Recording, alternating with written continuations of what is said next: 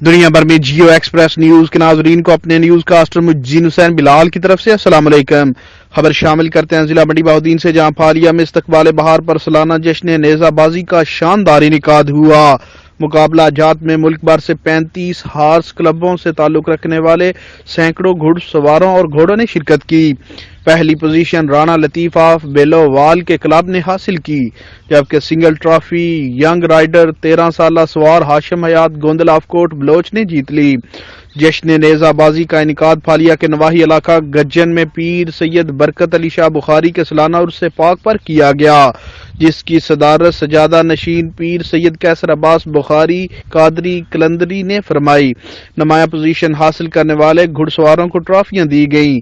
پھالیہ میں شاندار جشن نیزہ بازی میں اپنے اپنے کلبوں کی نمائندگی کرتے ہوئے رنگا رنگ اجلی وردیوں میں ملبوس کلہ اور دستار پہنے پنجاب کی ثقافت کو اجاگر کرتے گھوڑ سواروں اور ان کے گھوڑوں کی نرالی شان اور بانکپن دیکھنے والوں کو بہت محظوظ کرتا رہا۔ مقابلہ جات کی صدارت پیر سید کیسر عباس بخاری نے کی، جبکہ ججز کے فرائض چودھری سجاد حسین تارڑ اور جوید اقبال گجر تین چاک نے انجام دیے۔ کنوینر نیزہ بازی چودھری بابر ریاض سائی اور چودھری مظہر اقبال تارڑ ٹھہرے۔ نیزہ بازی کے مقابلہ جات میں ملک بھر سے 35 ہارس کلبوں سے تعلق رکھنے والے سینکڑوں گھڑ سواروں اور گھوڑوں نے شرکت کی، جن میں سے نمایاں کارکردگی کا مظاہرہ کرتے ہوئے پہلی پوزیشن رانا لطیف آف بیلووال گجرات کے کلب نے حاصل کی۔ دوسری پوزیشن زریاب بشیر تارڑ آف پنڈی کالو کے ٹینٹ پیکنگ کلب نے حاصل کی۔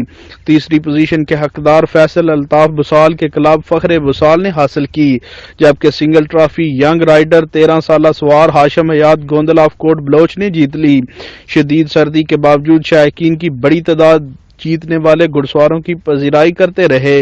عرس مبارک پر نیزہ بازی کے ساتھ ساتھ محفل سماع، نعت خوانی اور قرآن خوانی کا اہتمام کیا گیا تھا، جس میں ملک کے نامور قوالوں، نعت خوانوں اور قراء حضرات نے شرکت کی۔ بچوں اور خواتین کے لیے منیاری کھلونوں، مٹھائیوں اور پھلوں کی دکانوں کے ساتھ ساتھ موت کا کنواں، جھولے اور چڑیا گھر بھی نصب تھے۔